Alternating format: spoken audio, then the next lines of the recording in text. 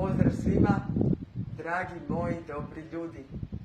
Jedan podsjetnik svima nama da je krivi put i preskupo košta gubiti autentičnost zbog traženja pažnje, jer i pažnja koju možemo dobiti kad kompromitiramo svoju autentičnost nije prava pažnja, nije zdrava pažnja. I ako ju moramo dobiti od nekoga ili od nekih nama dragih ljudi, zato što trebamo smanjivati sebe, gasiti svoju autentičnost, to onda nisu zdravo postavljene stvari u tim odnosima.